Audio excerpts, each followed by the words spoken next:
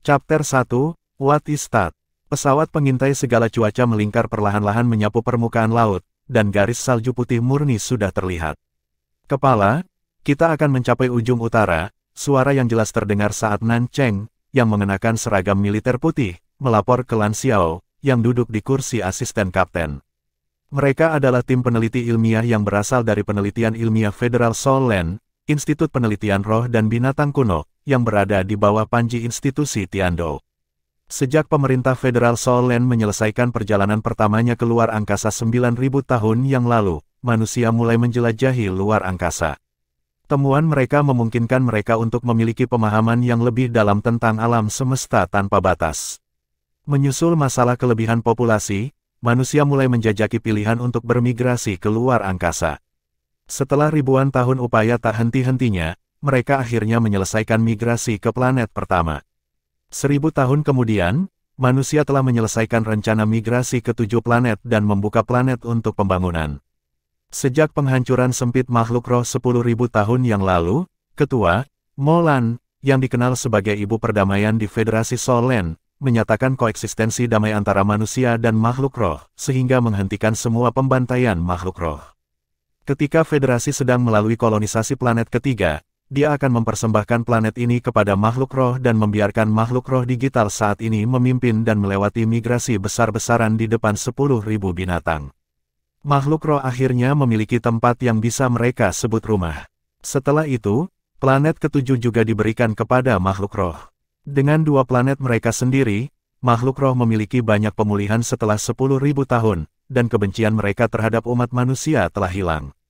Umat manusia menggunakan metode yang sama sekali baru untuk bekerja sama dengan makhluk roh, dan beberapa ribu tahun terakhir, sejak makhluk roh mulai menempati seluruh planet Douluo, umat manusia telah berjuang untuk bertahan hidup sampai mereka menemukan perangkat pembimbing roh. Mereka mulai memadatkan ruang hidup makhluk roh, dan ketika Raja Binatang Roh terbangun 10.000 tahun yang lalu, itu membuat makhluk roh yang tersisa untuk membalas dendam pada umat manusia. Saat ini, umat manusia dan makhluk roh hidup berdampingan dengan damai. Tim peneliti ilmiah yang dipimpin Lan Xiao datang ke Extreme North untuk mengintai dan melihat apakah ada sisa binatang roh tipe salju atau jejak binatang roh. Mereka akan memulai penelitian mereka dari sana. Extreme North pernah dikenal sebagai tanah bersih terakhir untuk Soul Land. Lingkungan yang keras di sini melindungi makhluk roh yang tersisa agar tidak dilukai oleh manusia. Setelah itu, ia juga mengalami migrasi. Tetapi dunia makhluk roh ini adalah sistem yang unik, dan butuh banyak upaya untuk membuat sebagian besar makhluk roh setuju untuk pindah. Namun, masih ada beberapa yang memilih untuk tinggal atau bersembunyi. Baiklah, Lan Xiao memiliki pangkat mayor tergantung di bahunya, dia berusia 31 tahun yang gagah dan telah lulus dari Institut Sains dan Teknologi Nasional Federasi Jiwa. Dia berspesialisasi dalam penelitian binatang roh, dan semua orang di unit penelitian dianugerahi pangkat militer karena mereka berada di bawah pengelolaan federasi. Sementara dia menjawab, tatapannya tanpa sadar tertuju pada lekukan elegan pada seragam militer Nan Cheng. Selain hanya rekan kerja, mereka adalah sepasang kekasih. Nan Cheng yang cantik baru saja memasuki institut penelitian untuk sementara ketika kepala institut ini menggunakan kedekatan mereka untuk mendapatkan bantuan darinya. Keduanya memiliki hubungan yang hebat dan berencana menikah setelah ekspedisi ini. Nan Cheng memelototinya dan berbalik. Penampilannya yang menawan menyebabkan Lan Xiao menyeringai. Setelah memasuki ekstrim utara, segera nyalakan detektor kehidupan dan tingkatkan kekuatan ke tingkat binatang roh berusia 10 tahun, perintah Lan Xiao. Iya Pak, Nan Cheng secara khusus bertanggung jawab atas eksplorasi, dan dia menjawab dengan serius, mengesampingkan hubungannya dengan Lan Xiao. Extreme North adalah tempat yang sangat dingin sejak zaman kuno dan hampir tidak ada tumbuhan yang dapat bertahan hidup di sini.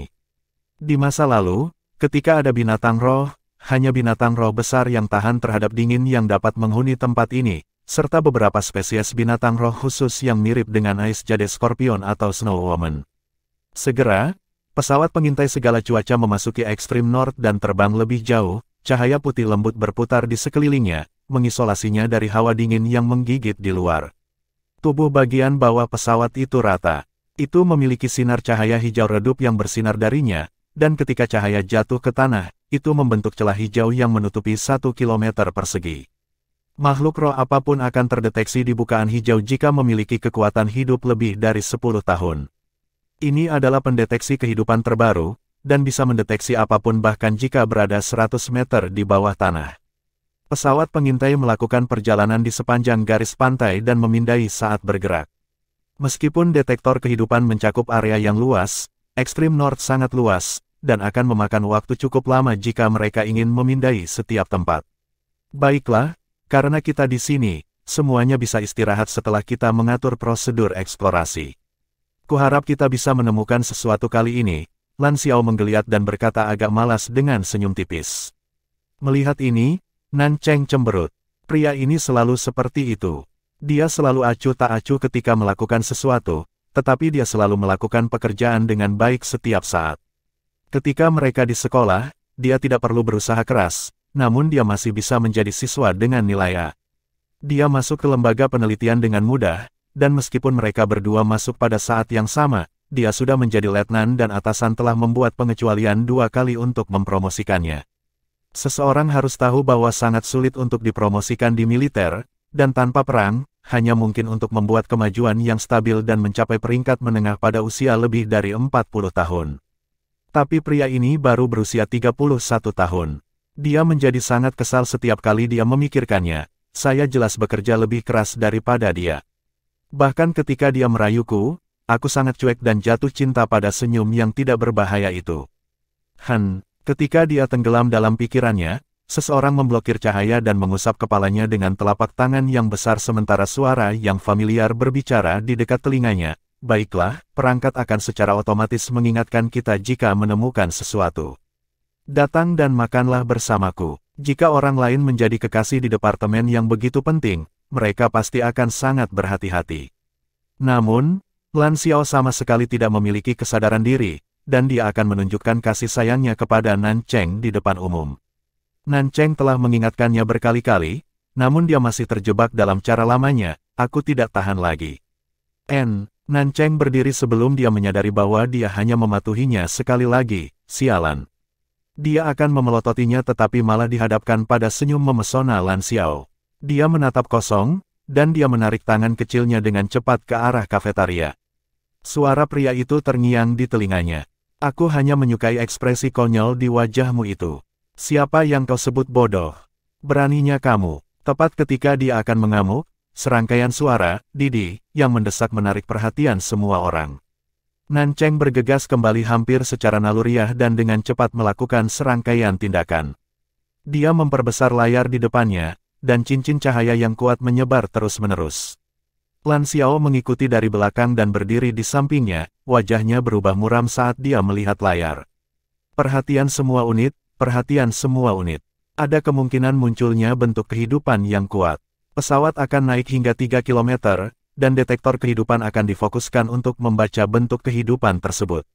Penutup pertahanan akan dibuka dengan kekuatan maksimal, siapkan senjata, perintahnya tanpa ragu ketika ekspresi malas di wajahnya menghilang dan digantikan oleh keseriusan. Cahaya yang ditampilkan di layar berwarna merah, dan dia tahu apa artinya ini, hanya makhluk roh pada level 100.000 tahun yang mampu melepaskan energi sekuat itu. Manfaatkan satelit pengintaian untuk observasi terperinci. Lan Xiao menepuk pundak Nan Cheng. Tangan Nan Cheng seperti kupu-kupu terbang melewati bunga saat dia bekerja pada panel kontrol di depannya. Segera, satelit terhubung, dan satelit pengintai definisi tinggi berhasil mengunci target di bawah kepemimpinannya. Lan Xiao menegakkan tubuh dan menoleh ke layar utama pesawat. Di layar, ada gambar yang diperbesar dengan cepat. Awalnya, itu hanya layar putih tapi dengan sangat cepat, mereka bisa melihat salju mencair. Setelah itu, mereka melihat sebuah lembah yang dikelilingi oleh es dan salju. Dikatakan bahwa itu adalah sebuah lembah, tetapi lebih terlihat seperti retakan, dan retakan itu membesar di bawah satelit definisi tinggi hingga bagian lembah yang dalam, di samping batu yang pecah.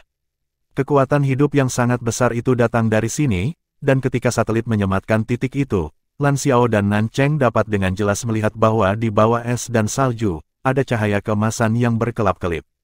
Perbesar lagi, kata Lan Xiao muram. Gambar diperbesar lebih lanjut, dan sekarang setelah mereka dapat melihat lebih jelas, mereka menemukan bahwa cahaya yang berkedip-kedip bukan hanya emas, ada juga cahaya perak. Kedua warna itu bergantian perlahan.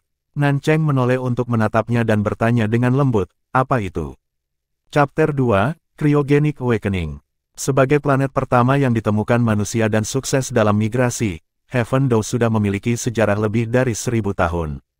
Planet ini kira-kira 2/3 dari Douluo, 54% permukaannya tertutup lautan, dan darinya, 40%-nya adalah air tawar sedangkan 60% sisanya adalah air laut.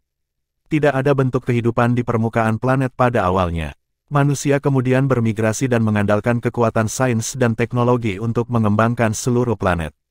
Meskipun Heaven Dome tidak memiliki bentuk kehidupan apapun, lingkungannya 80% mirip dengan Douluo.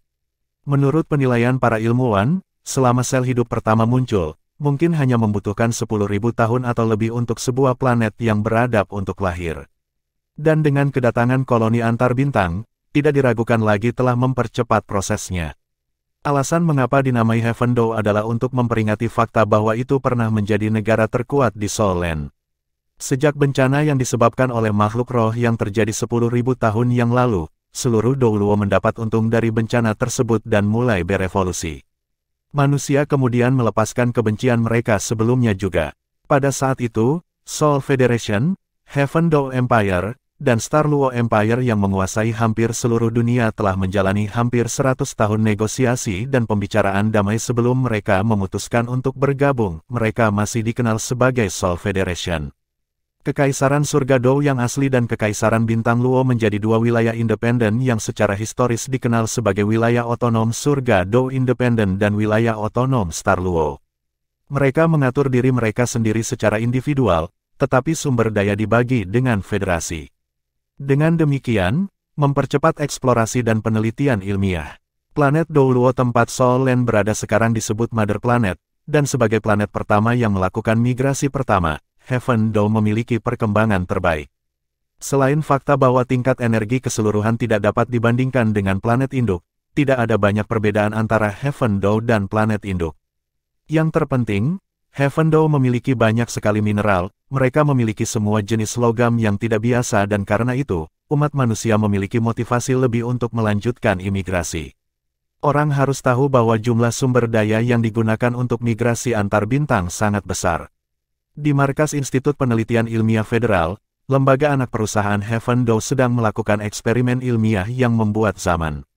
Di laboratorium ilmiah berkubah raksasa, ada lebih dari ratusan ilmuwan yang masing-masing sibuk dengan tugasnya masing-masing.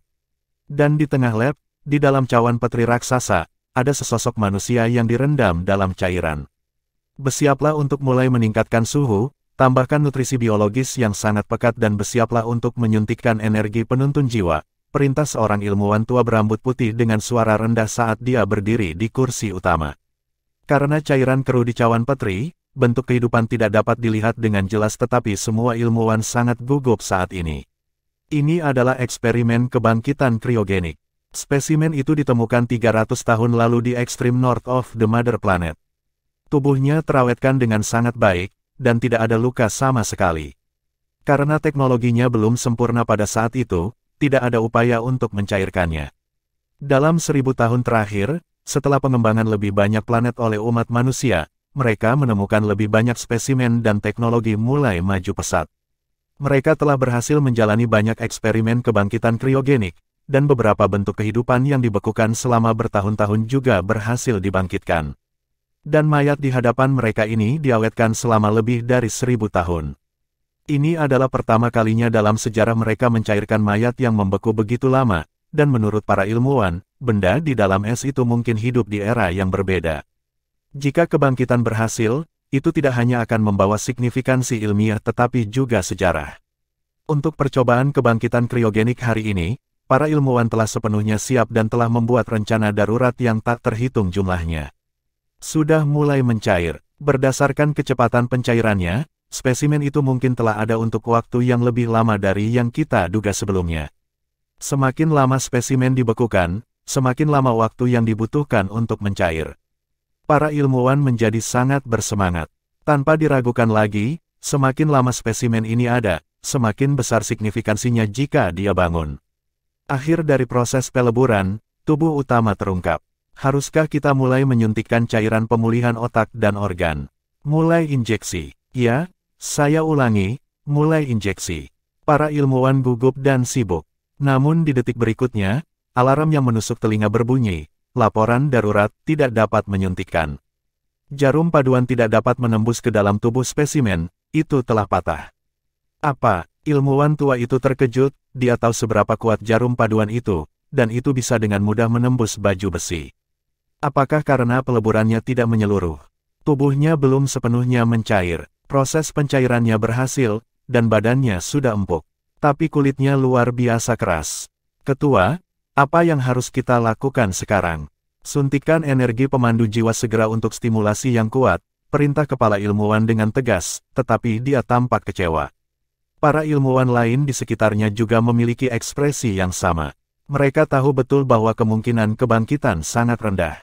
Berdasarkan percobaan sebelumnya, spesimen harus melalui restorasi otak dan organ segera setelah dicairkan, maka ada kemungkinan dia masih hidup. Darah diawetkan paling baik dalam suhu yang sangat rendah, dan yang paling rusak adalah otak. Jika otak tidak dapat dipulihkan dengan segera, dan kecuali dibekukan hanya untuk beberapa jam, bahkan tidak akan ada 1% pun kemungkinan untuk hidup kembali. Apalagi spesimen ini sudah dibekukan selama ribuan tahun.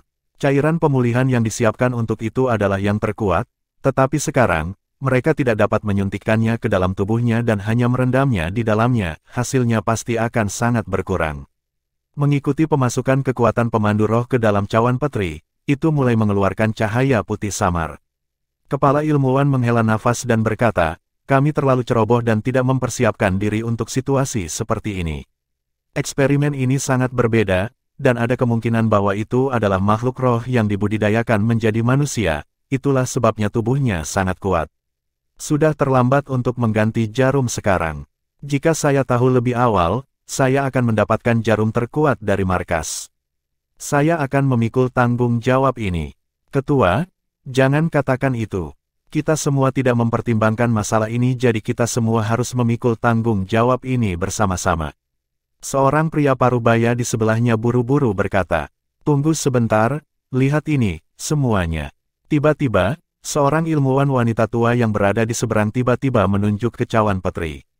Semua ilmuwan menoleh untuk melihat, dan yang mengejutkan mereka, cairan keruh di cawan petri mulai menjadi transparan, dan sosok di dalamnya menjadi lebih jelas.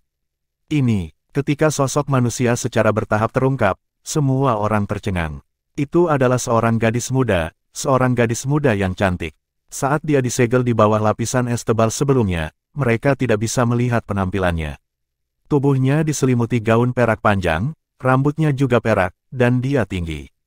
Meski matanya terpejam, bulu matanya yang panjang itu membuat jantung seseorang berdebar.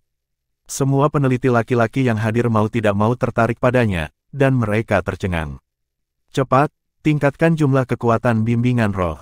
Dia sepertinya menyerap cairan nutrisi di cawan petri sendirian. Ganti cairan nutrisi, cepat.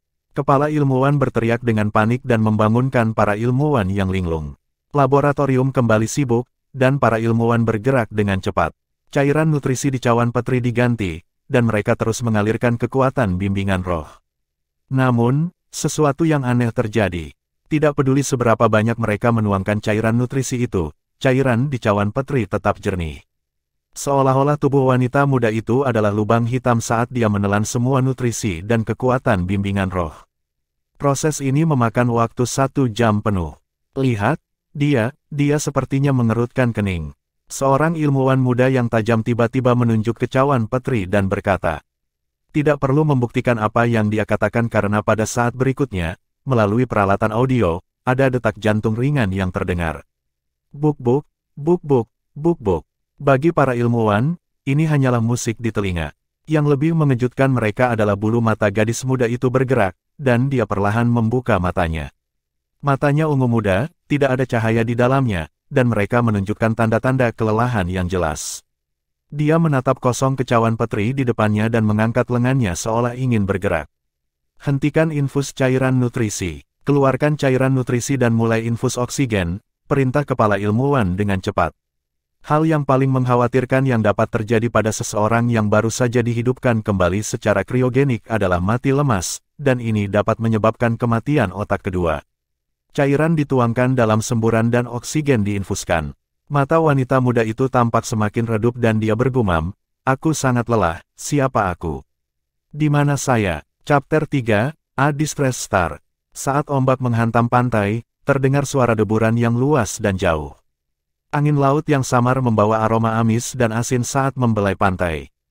Lei Qingling memegang keranjang anyaman di tangannya dan berjalan di sepanjang pantai dengan gembira dengan kaki putihnya yang telanjang. Dia akan bergegas ke pantai setiap hari ketika air pasang surut untuk menangkap beberapa kepiting dan kerang. Sejak dimulainya migrasi antar bintang, ekologi Douluo terus berubah dan berbagai organisme berkembang biak serta polusi lingkungan yang jauh lebih sedikit. Keluarga mereka sangat enggan untuk bermigrasi. Nenek moyang mereka pernah berkata bahwa mereka lahir sebagai warga Douluo dan akan mati sebagai warga Douluo. Tidak peduli seperti apa Solen, Douluo Dalu, keluarga Lei mereka tidak akan pergi. Lei Qingling berusia 19 tahun ini, dan itu adalah kebangkitan cinta pertama untuk seorang gadis. Dia tinggal di rumah selama liburan musim panas baru-baru ini dan mengambil kebiasaan menyisir pantai. South Sea of Solen memiliki makhluk laut paling banyak, dan dia suka makan kulit kerang dengan jus anggur putih, sungguh ilahi. Terutama lobster anggur putih yang dimasak ayahnya. Baginya, itu adalah hal yang paling enak di dunia. Saat ini, ada beberapa cangkang dan beberapa kepiting besar di keranjangnya. Tidak peduli bagaimana mereka berjuang, mereka terhalang oleh cahaya keemasan redup di permukaan keranjang. Lei Qingling berlari beberapa langkah dan melompat setinggi sekitar 3 hingga 4 meter. Dia merentangkan tangannya lebar-lebar dan mengayunkan keranjang seolah ingin meluncur di udara. Kapan aku bisa terbang? Mengapa kemampuan bawaan saya tidak muncul meskipun jiwa seni bela diri saya sudah terbangun? Ini sangat membuat frustrasi. Saya ingin terbang, ingin terbang, ingin terbang. Saat tubuhnya mendarat di tanah, dia tiba-tiba melihat sesuatu di garis pantai yang jauh. Apa itu? Lei Qingling selalu ingin tahu tentang makhluk hidup baru, dan dia segera berlari untuk melihatnya. Namun, ketika dia semakin dekat, dia melambat. Untuk penemuannya yang mengejutkan, itu tampak seperti seseorang. Separuh tubuh orang ini ada di laut, dan separuh lainnya ada di pantai. Tapi dia tampak sangat berat, tidak peduli seberapa kuat ombaknya, dia tetap terjebak di pasir dan tidak bergerak sama sekali. Itu adalah sebuah mayat. Lei Qingling bergidik dan segera berhenti di jalurnya. Mengapa ada mayat di pantai? Dia menenangkan diri, mengambil napas dalam-dalam, dan cahaya putih samar muncul dari dalam dirinya. Setelah itu, ada 3 cincin roh yang muncul di bawah kakinya, 2 kuning dan 1 ungu. Mengapa saya harus takut? Saya adalah guru roh agung. Biarpun dia adalah roh pendendam, zombie, atau apapun, aku akan bisa memurnikannya. Awas, cahaya suci, bersinarlah. Cincin roh pertama, yang berwarna kuning, berkilau, dan sinar cahaya putih keluar dari tangannya langsung ke mayat itu. Melihat cahaya putih menyinari pria itu, dia sangat puas dengan dirinya sendiri. Cahaya suci ini memiliki efek penyembuhan dan pembersihan pada orang biasa. Dan bagi roh-roh jahat itu akan menjadi serangan setelah pemurnian, efeknya sangat bagus. Cahaya putih mendarat di tubuh pria itu. Lei Qingling juga dapat melihat dengan sangat jelas bahwa pria itu memiliki 2 kaki di pantai, dan bagian atas tubuhnya masih terendam di laut. Dia lebih yakin sekarang bahwa itu adalah mayat. Dia sudah mati tenggelam. Namun, di bawah cahaya suci, kaki pria itu tampak sangat gemerlap, lurus, dan panjang. Bagian atas tubuhnya hingga lutut masih terendam air. Fiuh. Lei Qingling menghela nafas panjang dan berpikir, ini benar-benar hanya mayat. Dia hanya perlu menelepon polisi dan membiarkan otoritas terkait mengambil mayatnya. Dia menarik cahaya suci, dan saat Lei Qingling hendak menghubungi otoritas terkait dengan perangkat komunikasi bimbingan jiwa miliknya sendiri, dia tidak menyangka adegan ini akan terjadi. Yang dia dengar hanyalah deburan air, dan pria itu benar-benar duduk tegak. Selain pinggul dan alat kelaminnya yang masih terendam air, bagian atas tubuhnya benar-benar keluar dari air. Lei Qingling menjerit. Semua keberanian yang baru saja dia miliki dilemparkan ke belakang kepalanya. Dia melompat mundur, berbalik, dan berlari. Bagaimanapun, dia memiliki kultivasi guru roh agung, jadi kecepatannya sangat cepat, dia berada lebih dari 100 meter jauhnya dalam sekejap mata. Dia hanya berani berbalik untuk melihat sekilas ketika dia cukup jauh, dan dia melihat pria itu masih duduk di air. Dia sepertinya menggelengkan kepalanya dan tidak punya niat untuk mengejarnya. Lei Qingling terengah-engah, dan dia mencoba menenangkan dirinya sambil menepuk dadanya dan perlahan berhenti berlari. Saya adalah guru roh hebat, saya guru roh hebat, mengapa saya harus takut? Apa yang harus ditakutkan? Jangan takut, jangan takut. Saya tidak akan takut. Dia berbalik sekali lagi tetapi tidak berani mendekatinya dan hanya melihat pria itu dari jauh. Karena jaraknya yang jauh, dia tidak bisa benar-benar melihat penampilan pria itu, tetapi secara kasar dia bisa melihat bahwa dia memiliki tubuh yang bagus. Meskipun dia duduk di dalam air, bahunya lebar dengan lengan berotot. Dia memiliki rambut biru tua yang panjang menutupi bahunya, menutupi sebagian besar wajahnya. Keingintahuan Lei Qingling terusik, dan itu sedikit mengalahkan rasa takutnya. Saat dia hendak mendekat, pria itu tiba-tiba berdiri. Ah! Lei Qingling berteriak lagi karena dia melihat sesuatu yang belum pernah dilihat oleh seorang gadis muda berusia 19 tahun. Dia dengan cepat menoleh dan menunjuk ke arah pria itu dengan tangan kanannya. Gangster busuk, kau tak tahu malu. Pria itu sepertinya mengerti apa yang dia maksud. Ketika dia melihat ke bawah pada dirinya sendiri, dia tertegun. Maaf aku. Suaranya agak kaku tapi menyenangkan di telinga. Lei Qingling menyadari bahwa jarak mereka sekitar 200 meter namun suara pria itu terdengar seperti berada tepat di sampingnya. Dia tahu bagaimana cara meminta maaf. Kamu menutupi. Dia melemparkan jaket yang diikatkan di pinggangnya ke tanah, berbalik, dan berlari sedikit lebih jauh. Oh baiklah, suara pria itu terdengar sekali lagi dan kekakuannya berkurang. Tidak yakin mengapa, tetapi Lei Qingling tiba-tiba memiliki keinginan untuk berbalik untuk melihat sekilas lagi. Dia sepertinya melihat 8 bungkus yang berbeda. Fisiknya sangat bagus. Aku sudah selesai, suaranya terdengar di telinganya sekali lagi. Lei Qingling kemudian berbalik dan menyadari bahwa pria itu sudah berdiri di tempatnya sekarang. Jaketnya menutupi alat kelaminnya tetapi dia sebagian besar masih telanjang, memperlihatkan fisik yang sempurna. Kali ini, Lei Qingling akhirnya melihat wajahnya. Dia terus menatapnya. Betapa gagahnya, dia sangat tampan. Dia memiliki hidung yang mancung, bibir indah yang tidak terlalu tebal atau tipis, sepasang mata hitam besar yang tampak seperti cahaya keemasan pucat. Rambut biru panjangnya tergerai di punggungnya, lembut dan berkilau. Dia tampaknya berusia sekitar 20-an dan tidak jauh lebih tua darinya. Dengan pandangan ini, bisakah dia menjadi bintang yang tertekan? Pria itu berbicara lagi, dan ada sedikit kebingungan dalam nadanya. Halo, bisakah Anda memberitahu saya di mana tempat ini? Dan aku, siapa aku? Chapter 4, A Child Born Out of an Egg. Ekstrim Utara, Douluo. Sebagian dari tumpukan salju di lembah telah dibersihkan.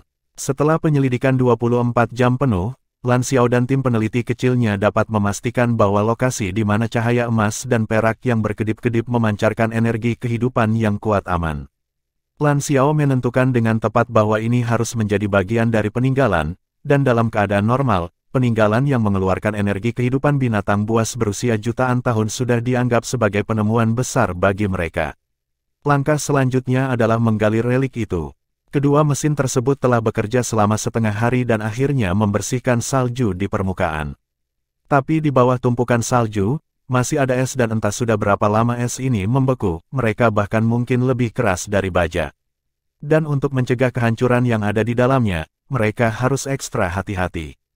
Lapisan es sangat tebal, tetapi setelah membersihkan salju di permukaan, mereka dapat melihat emas dan perak bersinar melalui es yang tebal dan bening. Cahaya itu halus, itu tidak kuat tetapi sangat jelas.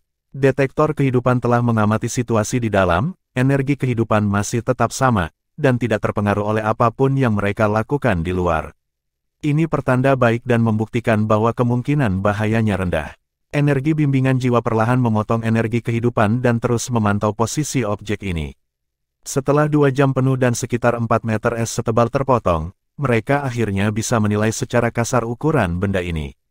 Diameternya sekitar setengah meter, lebarnya sekitar 30 cm. Ia memiliki tubuh oval dan jelas bukan makhluk roh. Sepertinya telur, Nan Cheng melapor ke Lan Xiao. Mata Lan Xiao berbinar. Jika itu benar-benar sebuah telur, maka kita mungkin telah mencapai prestasi yang luar biasa. Meskipun saya masih tidak dapat mengatakan jenis telur binatang roh apa ini sekarang, Tetapi jika telur itu sendiri dapat memancarkan energi kehidupan berusia jutaan tahun, tidak perlu berpikir bahwa ini adalah telur yang ditinggalkan oleh makhluk roh pada saat itu, tingkat Raja Binatang. Jarang masih bisa berkembang dengan energi kehidupan setelah disegel dalam es, tetapi inkubasi sangat mungkin terjadi. Kami menemukan harta karun. Seekor binatang roh berusia jutaan tahun ada di 2 planet binatang roh itu, tetapi mereka telah punah di Soul Land sejak lama. Juga, Federasi memiliki kesepakatan dengan 2 planet binatang roh bahwa jika mereka menemukan binatang roh tingkat itu, Federasi harus mengirimnya kembali ke planet binatang roh. Sebagai imbalannya, planet binatang roh akan membayar pajak dan memberi mereka sumber daya apapun yang mereka butuhkan untuk menguntungkan kedua belah pihak. Sebagai orang yang menemukan, tim peneliti mereka tidak hanya akan menerima promosi, mereka juga akan mendapatkan hadiah yang besar. Sepertinya ini adalah hadiah pernikahan dari surga. Lan Xiao mengambil kesempatan untuk memeluk bahu Nan Cheng dan tertawa. Jangan ceroboh, mari kita ambil kembali dulu, kata Nan Cheng lembut. Lan Xiao tertawa, aku suka kalau kamu seperti itu. Jika kamu memanggilku bodoh lagi, aku akan marah padamu. Nan Cheng memotongnya dan memberinya isyarat mengancam. Bos, kami mengambilnya. Lan Xiao buru-buru menoleh ke layar, dan di layar, sebuah mesin sedang menggenggam balok es dan menghadap ke kamera. Memang, ada telur di es transparan itu. Telur berbentuk oval itu memiliki pola tenunan halus dari desain dekoratif emas dan perak di permukaannya. Kedua desain dekoratif itu berkelap-kelip, mereka benar-benar aneh. Cepat, bawa kembali, perintah Lan Xiao segera. Segera, telur yang tersegel dalam es ini muncul di hadapan mereka. Ada beberapa peralatan untuk diperiksa di pesawat, dan setelah memeriksa dengan cermat, satu-satunya hal yang dapat mereka buktikan adalah bahwa ada energi kehidupan yang kental terkandung di dalam telur aneh ini. Dan dibandingkan dengan arsip grafik binatang buas dari Federation Research Institute, tidak ada jenis telur binatang buas yang serupa. Haruskah kita menyimpannya di lingkungan yang dingin? Nan Cheng dan Lan Xiao berdiri di depan telur makhluk roh yang aneh ini. Dia mengajukan pertanyaan ini karena lapisan es di permukaan telur akan mencair seluruhnya saat mereka sibuk melakukan tes sebelumnya. Ini juga memungkinkan mereka untuk melihat telur ini dengan lebih jelas. Pertama-tama, ada kilaunya, pola emas dan perak pada telur itu sangat mengkilap tetapi pola di permukaannya sangat panjang. Apakah itu pola emas atau perak? Mereka tampak berputar dan berputar satu sama lain. Lan Xiao mengerutkan kening dan berkata, berbicara secara logis, lingkungan seharusnya tidak terlalu mempengaruhinya karena mengandung energi kehidupan yang begitu kuat. Tapi untuk amannya, untuk mencegahnya terpengaruh oleh suhu jika kebetulan itu adalah binatang roh tipe salju, kami akan menyimpannya dalam suhu rendah. Kami akan berdiskusi lagi ketika kami kembali ke lembaga penelitian. Sebelum kami menyerahkannya, kami masih harus melakukan serangkaian pemeriksaan dan pengujian terperinci. Kesempatan seperti ini sulit didapat, dan saya khawatir akan sulit untuk meniru eksperimen seperti ini di masa mendatang. Matanya berbinar saat menyebutkan eksperimen. Dia sangat tertarik pada binatang roh kuno dan sangat berpengetahuan dalam aspek itu. Ketika dia masih di sekolah, dia dikenal sebagai ensiklopedia makhluk roh kuno yang masih hidup. Caca, sebuah suara kecil mengejutkan mereka semua. Apakah itu berasal dari telur? Nan Cheng bertanya. Cepat, semuanya, berkumpul. Angkat penutup pelindung binatang buas, Lan Xiao buru-buru memerintahkan. Energi kehidupan yang dikandung benda ini sangat kuat, dan jika ada bentuk kehidupan yang keluar darinya, siapa yang tahu betapa kuatnya itu. Meski kemungkinan terjadinya sangat kecil, bukan berarti hal itu belum pernah terjadi sebelumnya. Di permukaan meja percobaan, penutup pelindung berwarna putih dinaikkan tetapi suara, caca, di dalamnya dapat terdengar lagi. Caca, caca, caca. Suara itu mulai mengintensifkan, dan tim peneliti kecil serta anggota staf lainnya berkerumun dengan rasa ingin tahu. Selain Lan Xiao dan Nan Cheng, ada total 8 orang dalam penelitian ilmiah ini. Ada juga 2 anggota tim yang bertugas mengumpulkan sampel di luar, 2 pilot, dan 2 peneliti. Ini adalah alokasi standar untuk tim eksplorasi ilmiah. Pada saat ini, selain pilot yang menerbangkan pesawat, yang lain berkumpul untuk melihat telur di depan mereka dengan rasa ingin tahu. Caca, caca, kaca. Tiba-tiba, retakan tipis muncul di permukaan telur. Apakah itu keluar? Nan Cheng secara naluriah bersembunyi di belakang Lan Xiao. Yang lain juga mundur selangkah. Jangan takut, bahkan jika itu adalah makhluk hidup yang menyerang dan tangguh secara alami, itu tidak akan memiliki kekuatan bertarung yang kuat ketika baru saja lahir. Lan Xiao maju beberapa langkah dan lingkaran cincin arwah muncul dari bawah kakinya, 2 kuning, 2 ungu, dan 1 hitam. Ada total 5 cincin roh, dan itu mewakili tingkat kultivasi Raja Roh. Di usianya, ini sudah sangat luar biasa, dan itulah alasan utama mengapa dia bisa dipromosikan begitu cepat. Kaca, kaca, suara renyah bergema, dan itu mulai menjadi lebih intens. Pop, akhirnya, sebagian kulit telur retak dan makhluk putih keluar. Semua orang menatap dengan gugup, dan pandangan mereka terfokus pada benda putih itu. Itu adalah, pada saat berikutnya, semua orang tercengang. Nancheng mengintip dari belakang Lan Xiao dan menatap benda putih itu dengan linglung saat dia bergumam, itu. Kenapa itu terlihat seperti tangan? Ya, itu adil, bengkak, dan kecil. Meskipun dikepal, itu benar-benar terlihat seperti tangan kecil bayi manusia. Namun pada saat berikutnya, tangan mungil itu bergerak sedikit ke bawah, meraih cangkang telur dan mematahkannya dengan mudah. Kaca, dan sepotong kulit telur dipatahkan, lalu masuk kembali ke dalam kulit telur. Caca, caca, caca, kaca, kaca, kaca. Suara itu berlanjut tetapi sesaat kemudian, tangan mungil itu mengulurkan lagi dan merobek sepotong kulit telur, lalu sepotong lagi.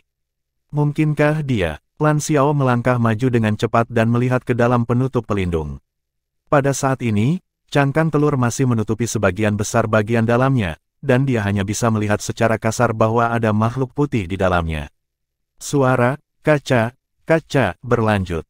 Energi kehidupan menurun secara substansial, sekarang hanya memiliki level binatang roh berusia 10.000 tahun sekarang, kata Nancheng tiba-tiba. Lan Xiao menatapnya dengan heran. Mata Nancheng masih tertuju pada layar saat dia berkata, sekarang masih turun dan dengan kecepatan lebih cepat. Kaca, tangan kecil itu mengulurkan tangan dan merobek bagian lain. Kaca, kaca, kaca. Hanya ada energi kehidupan binatang roh berusia 1000 tahun sekarang. Nada Nancheng mendesak. Lan Xiao menarik napas dalam-dalam dan berkata dengan tegas, buka penutup pelindung. Dia hanya bisa melihat lebih dekat dengan penutup pelindung terbuka. Tutup pelindung dibuka, memperlihatkan telur di dalamnya. Tidak ada energi yang muncul. Bersamaan dengan tangan kecil yang memecahkan kulit telur itu, bentuk aslinya akhirnya terungkap. Bagaimana saya harus menjelaskannya? Lan Xiao langsung tertarik dengan penampilannya pada pandangan pertama. Dia sangat yakin bahwa dia belum pernah melihat bayi yang begitu tampan, dan ya, itu adalah bayi manusia yang lahir dari telur. Chapter 5, This is just an ordinary child. Kulit bayi kecil yang cantik dan halus itu halus dan berkilau seperti agar-agar, pembuluh darah di bawah kulitnya bisa terlihat samar-samar. Matanya terpejam tapi rambut hitam dan bulu matanya yang panjang sudah tumbuh. Kedua tangan mungilnya memegang kulit telur, dan dia terus memasukkannya ke dalam mulutnya, membuat suara kakak saat dia mengunyah. Dia memiliki gigi, dan tampak sangat putih seperti gigi bayi pada anak biasa. Namun, bagaimana mungkin bayi yang baru lahir memiliki gigi putih yang lengkap? Ini adalah pertama kalinya Lan Xiao menyentuh permukaan telur, dan rasanya sedikit hangat. Selain itu, dia tidak bisa merasakan apa-apa, seperti tidak ada energi sama sekali. Ya Tuhan, itu hanya tersisa energi kehidupan dari binatang roh berusia 100 tahun. Apa yang harus kita lakukan? Nancheng bertanya pada Lan Xiao dengan cemas. Lan Xiao tertawa getir. Mau bagaimana lagi? Ini terlalu aneh, kami akan terus mengamati. Benar-benar ada seorang anak di dalam telur ini, bayi yang lahir dari telur, dapatkah Anda mempercayainya? Peneliti lain di sisi lain berkata, Bos, mungkinkah makhluk roh berumur 100.000 tahun yang dikultivasi ulang? Lan Xiao membuka mulutnya dan hendak berbicara ketika Nancheng melaporkan lagi, 10 tahun sekarang, dia pergi dengan energi kehidupan dari makhluk roh berusia 10 tahun sekarang. Lan Xiao tersenyum pahit. Menurut arsip Federasi Binatang Roh Kuno, dan informasi tentang binatang roh dewa, itu menunjukkan bahwa setelah binatang roh berusia 100.000 tahun dibudidayakan kembali, itu dapat melestarikan energi dari binatang roh berusia 100 tahun setidaknya, dan itu juga akan memiliki memori dan IQ asli. Itu tidak akan menjadi bayi yang bisa diinjak-injak. Biasanya, mereka akan menjadi anak-anak dan memiliki kemampuan tertentu untuk membela diri. Kaca, sepotong kulit telur dimakan. Kita juga harus memecahkan sepotong kulit telur dan membawanya kembali untuk dipelajari. Nancheng, datang dan bawa bayi ini keluar. Kami akan menyimpan kulit telur ini untuk membuktikan hasil penelitian kami, kata Lan Xiao kepada Nancheng. Nancheng berjalan mendekat, dan ketika dia melihat bayi kecil di kulit telur itu, dia bahkan tidak bisa mempercayai matanya. Dia tampan, lembut, dan wajah bulat kecilnya yang agak gemuk tampak seolah-olah akan meletus jika dia meniupnya. Dia juga memiliki 2 lesung pipit kecil di pipinya. Dia sangat menggemaskan. Dia tiba-tiba merasakan cinta keibuan tanpa sadar, dan tatapannya berubah lembut. Takut dia akan menyakiti anak itu, dia mengulurkan tangan perlahan dan membawa bayi kecil itu keluar dari cangkang telur yang pecah. Dia tidak berat, sekitar 6-7 kilogram. Tubuhnya lembut, hangat, dan memiliki bau harum yang samar. Nancheng menggendongnya dengan hati-hati dan mau tidak mau berseru dengan lembut, dia sangat cantik. Anggota tim lainnya juga melihatnya, anak ini terlalu tampan, terlalu cantik. Tiba-tiba, tangan bayi itu berhenti di udara dan mencoba meraih tapi tidak berhasil mendapatkan apapun. Dia hampir selesai makan kulit telur di tangannya.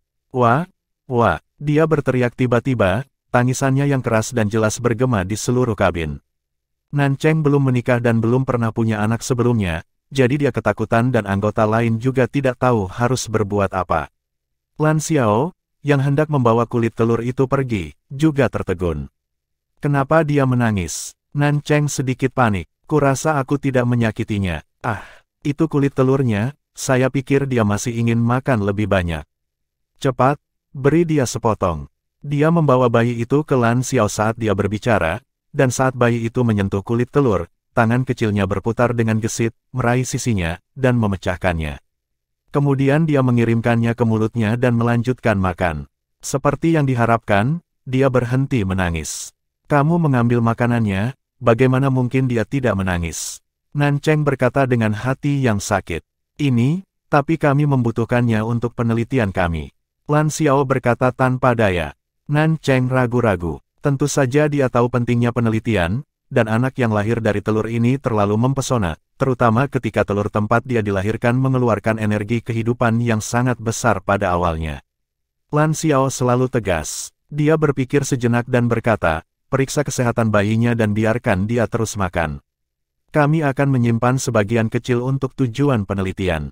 Ya Pak, mereka memiliki semua peralatan yang mereka butuhkan di pesawat untuk melakukan berbagai pengujian, terutama yang digunakan untuk menguji energi kehidupan, tidak kalah dengan peralatan yang mereka miliki di lab.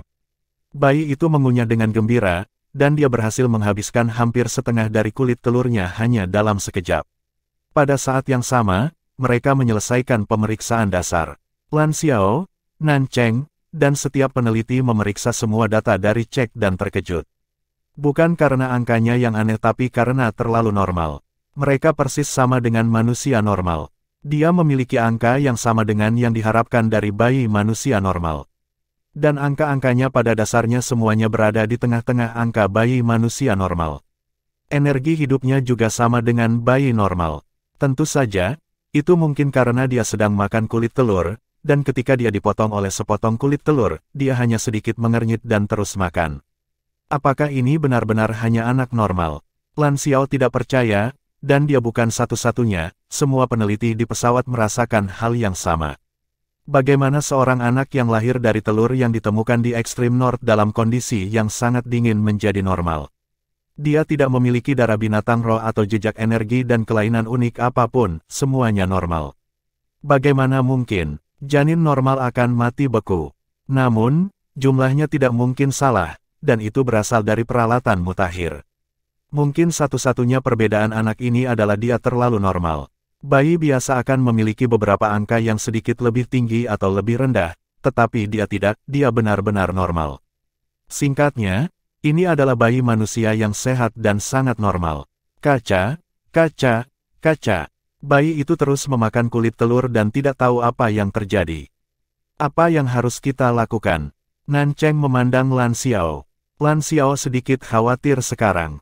Pada awalnya, semua orang, termasuk dirinya sendiri, berpikir bahwa ini akan menjadi penemuan yang hebat, sampai-sampai mereka mengira itu adalah pencapaian yang akan memainkan peran besar dalam penelitian makhluk roh kuno. Tapi sepertinya mereka mungkin menghadapi situasi yang sangat aneh sekarang. Bos, saya khawatir ada masalah. Peneliti, Chen Wei, tersenyum pahit. Belum lama ini, Federasi menghukum mereka yang memalsukan penelitian ilmiah dengan sangat keras. Kami tidak akan dapat membersihkan nama kami bahkan jika kami memiliki 100 mulut. Memalsukan penelitian adalah salah satu kejahatan paling serius di Federasi Douluo. Alasannya sangat sederhana, hanya satu penelitian penipuan yang dapat membawa kehancuran bagi Federasi dan umat manusia. Hukuman dijatuhkan sesuai dengan keseriusan penipuan, itu adalah salah satu dari sedikit kejahatan di Federasi Douluo yang dapat dihukum mati. Ini juga berfungsi sebagai pengingat bagi para peneliti untuk tidak bertindak bodoh hanya untuk mendapatkan imbalan yang melimpah. Sebelum mereka benar-benar yakin, mereka tidak boleh begitu saja menyerahkan hasil penelitiannya. Kalau tidak, begitu mereka dituduh melakukan penelitian palsu, itu akan sangat merepotkan. Peneliti lain, Li Tingyin, berkata, seharusnya tidak demikian, kita masih punya kulit telurnya, kan? Chen Wei tertawa getir, ini satu-satunya harapan kita. Semoga kita bisa menemukan sesuatu yang istimewa dari cangkang telur ini. Jika tidak, Lan Xiao tahu persis apa yang dia maksud. Kalau tidak, apa yang mereka temukan hari ini bisa jadi tidak berguna, dan mereka terlalu cepat bersukacita. Chapter 6, Without a Trace. Wawa, wawa, wawa. Tangisannya yang menggelegar bergema di seluruh kabin. Itu sangat keras. Bahkan earphone kedap suara mereka tidak dapat memblokirnya sepenuhnya. Awalnya, Lan Xiao berencana untuk menyimpan sepertiga dari cangkang telur, tetapi bayi yang lahir dari telur itu terus menangis dan berteriak serak. Nancheng benar-benar tidak tahan melihatnya seperti itu, jadi dia memutuskan untuk membiarkannya makan lagi. Dia berhenti menangis setiap kali dia makan. Ketika hanya tersisa 1/5 dari kulit telurnya, dia mulai menangis sekali lagi. Tangisannya nyaring dan jelas, seperti standar penyanyi tenor. 1/6, 1/7, 1/8, 1/10. Akhirnya, hanya tersisa 1/10 dari kulit telur, ini adalah batas mereka. Ini bukanlah keputusan yang bisa diambil sendiri oleh Lan Xiao, dia harus bertanggung jawab atas seluruh tim. Oleh karena itu, dia mengeraskan hatinya dan membiarkan bayinya menangis. Nancheng memahami keputusannya, mereka melakukannya untuk penelitian nama. Meskipun dia terus menggunakan matanya yang besar dan berair untuk melihat Lan Xiao, dia tidak memintanya untuk membiarkan anak itu melanjutkan makannya. Awalnya, mereka semua mengira anak ini akan berhenti menangis begitu dia lelah. Tapi siapa yang tahu bahwa dia benar-benar berbakat. Dia menangis dan berteriak sekuat tenaga tetapi dia tidak berhenti sama sekali. Suaranya sangat tajam, dan dia menangis seperti itu selama 3 hari 3 malam. 3 hari yang lalu, pesawat pengintai telah menyelesaikan penyisiran, tetapi tim peneliti sangat kelelahan. Tak satu pun dari mereka bisa beristirahat dengan baik dengan tangisan bayi ini. Apakah itu meditasi atau tidur, tak satu pun dari mereka yang mampu mempertimbangkannya. Pesawat pengintai memiliki ruangan yang dibuat khusus untuk mereka beristirahat, tetapi pintu logam tidak dapat menghalangi suaranya. Oleh karena itu, ketika pesawat memulai perjalanan pulang, mereka menyalakan mode autopilot karena mereka benar-benar kelelahan. Tangisan bayi bergema di kepala Nancheng. Dia merawat anak ini setiap hari. Bayi itu menangis tanpa henti dan menolak untuk makan atau bahkan minum. Nancheng kelelahan secara fisik dan mental karena itu. Tempatkan dia di dalam penutup pelindung dan istirahatlah. Kedap suara ditutup pelindung sedikit lebih baik, dan sangat aman di dalamnya. Dia tidak akan bisa melarikan diri. Hati Lan Xiao sakit saat dia melihat kekasihnya yang kulitnya memucat. Nancheng benar-benar tidak tahan lagi. Penutup pelindung memiliki efek yang sedikit lebih baik dalam mengisolasi suara tangisannya dan volume keseluruhannya berkurang, semua orang akhirnya bisa menghela nafas lega. Selain pengemudi, yang harus tetap terjaga untuk mencegah timbulnya masalah dalam perjalanan pulang, yang lain memasuki dunia tidur mereka hanya dalam beberapa detik. Mereka terlalu lelah beberapa hari terakhir ini. Selain itu, pekerjaan utama mereka telah selesai, dan mereka sekarang lebih santai. Secara alami, lebih mudah bagi mereka untuk tidur.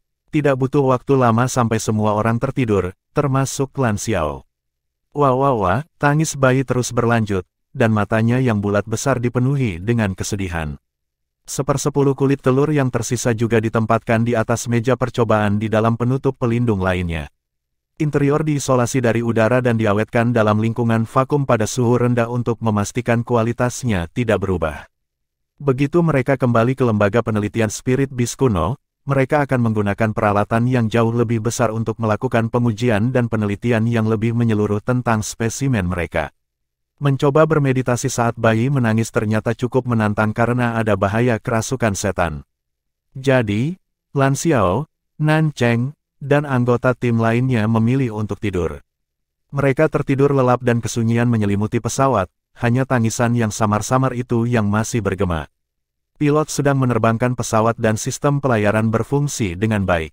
Segera setelah meninggalkan Extreme North, dia segera naik ke stratosfer setinggi 10.000 meter dan melaju. Dengan kecepatan ini, mereka seharusnya dapat kembali ke bandara stasiun dalam waktu sekitar 7 hingga 8 jam. Ekspedisi mereka kali ini akan berakhir. Sopir itu menguap. Dia juga terganggu oleh tangisan dan sangat lesu. Setelah memastikan sekali lagi bahwa sistem jelajah dan pertahanan berada di tempat dan tanpa kesalahan, dia memejamkan mata dan tertidur. Pesawat pengintai Sol Guidance saat ini sangat canggih. Bahkan jika sistem pelayaran gagal, alarm akan langsung berbunyi. Selain itu, seharusnya tidak ada masalah biasanya. Udara di dalam pesawat terasa lebih lembut kecuali bayi yang masih menangis itu. Tanda dekoratif emas dan perak pada 1/10 cangkang telur yang tersisa samar-samar terlihat. Pada saat ini, yang tidak diperhatikan oleh siapapun adalah seiring dengan tangisan bayi, frekuensi kedipan cahaya pada kulit telur yang tersisa sedikit berubah. Setiap kali tangisan paling keras, pola perak akan menjadi lebih terang, dan saat tangisan paling lembut, cahayanya akan berkurang. Cangkang telur itu berangsur-angsur menjadi transparan karena sesuai dengan tangisan bayi, dan di permukaan cangkang telur transparan itu, muncul beberapa retakan. Pada awalnya, mereka sangat sulit dibedakan, tetapi seiring berjalannya waktu, mereka terus tumbuh. Ding! Sebuah suara berdering dan kulit telur pecah. Itu tidak pecah berkeping-keping, melainkan berubah menjadi bubuk sebelum akhirnya menjadi awan cahaya. Cahaya emas dan perak bersinar dari kotak cangkangnya. Ia kemudian masuk ke dalam penutup pelindung tempat bayi itu berada, dan saat memasuki mulut dan hidung bayi, tangisannya akhirnya berhenti. Seluruh pesawat akhirnya mendapatkan kembali ketenangannya. Setelah awan cahaya emas dan perak memasuki bayi itu, dia akhirnya tertidur. Setelah beberapa waktu, weng, weng, weng, tangisan ayam yang rendah mengguncang seluruh pesawat dan semua orang secara bertahap terbangun dari tidur nyenyak mereka. Oh! Tidur ini luar biasa. Apakah ini indikasi bahwa kita akan turun? Apakah kita akan segera ke sana? Nan Cheng membuka matanya dengan bingung dan melihat sinyal di depan kabin. Pilot sudah bangun sebelum istirahat. Dia tertawa ketika berkata, "Ya, kami akan segera tiba, kami sedang mendarat." Nan Cheng tiba-tiba merasa ada sesuatu yang berbeda dan secara naluriah beralih ke meja percobaan. Bayi kecil itu dibundel, kulitnya yang halus dan lembut tampak bersinar lembut. Dia sangat kecil dan tampak kesepian. Nan Cheng tiba-tiba berpikir, di mana ayah dan ibunya? Mereka pasti sangat merindukannya. Dia tiba-tiba menyadari apa yang berbeda. Anak kecil ini tidak menangis lagi. Nan Cheng segera bangkit dan menghampiri bayi itu. Dada kecilnya masih bergerak, pipi mungilnya bergerak dari waktu ke waktu, memperlihatkan senyum manis di wajahnya. Apakah dia benar-benar tidur? Nan Cheng menghela nafas lega di dalam hatinya. Kita mendarat begitu cepat. Lan Xiao merentangkan tangannya dan berdiri. Lan Xiao, cepat, kemarilah. Lihat, dia tidak menangis lagi. Dia sangat menggemaskan saat tidak menangis. Nan Cheng tersenyum. Dia tidak menangis lagi. Oh ya, kalau begitu, kita tidak akan tidur begitu lama, ya. Lan Xiao tersenyum. Dia berbalik untuk melihat ke sisinya saat dia berbicara, dan kemudian dia tercengang. Kulit telur. Di mana kulit telurnya? Dia berbalik dan menatap Nan Cheng. Nan Cheng tercengang dan melihat ke arah yang sama di mana kulit telur itu diletakkan. Itu benar-benar kosong, dan tidak ada jejak kulit telur sama sekali. Cangkang telur telah benar-benar menghilang. Itu bukan aku tidak melakukannya. Nan Cheng dengan cepat menjelaskan. Pada saat ini, anggota lain juga bangun, dan ketika mereka menyadari bahwa kulit telurnya hilang, mereka segera pergi. Lan Xiao melambai pada Nan Cheng. Jangan panik, jika kamu mengatakan tidak, maka kamu benar-benar tidak melakukannya. Tutup pelindung tidak menyimpan catatan itu dibuka. Kami akan melihat dan melihat apakah itu telah dibuka sebelumnya. Nancheng menghela nafas lega. Itu benar, akan ada catatan yang menunjukkan apakah penutup pelindung dibuka dan kata sandi yang dimiliki masing-masing unik. Tunggu, salah, saya senang dengan bagaimana Lan Xiao langsung mempercayai saya tanpa ragu, tapi di mana kulit telurnya, ya. Kamera pengintai di pesawat akan segera memberitahu mereka jawabannya.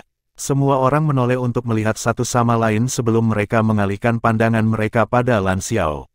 Lan Xiao tertawa getir. Jangan lihat aku juga tidak punya pilihan. Ini jalan buntu, dan tidak ada bukti atau bahkan jejak yang tersisa yang bisa kita ikuti. Chapter 7, Lan Xuanyu.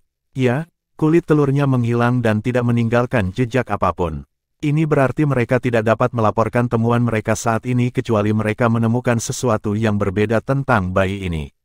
Jika tidak, Komite Inspeksi Lembaga Penelitian akan meminta bukti untuk membuktikan penemuan mereka. Kecuali, mustahil, kita tidak bisa membedah bayinya, seru Nancheng, berbalik untuk melindungi penutup pelindung. Detektor kehidupan dan berbagai peralatan lainnya untuk menguji bentuk kehidupan yang disimpan di sini sudah yang terbaik. Satu-satunya cara agar mereka dapat menggali lebih dalam dari yang sudah mereka miliki adalah melalui diskektomi. Apa yang kamu pikirkan? Lan Xiao bertanya dengan tidak setuju. Bahkan jika kita menyetujuinya, itu tidak mungkin. Ini adalah kehidupan yang segar, bukan mayat. Bagaimana kita bisa membedahnya? Ketika yang lain menoleh ke Nancheng dengan tatapan aneh, dia menyadari bahwa dia baru saja mengatakan hal yang salah. Dia dengan cepat mundur dan berkata, "Maaf.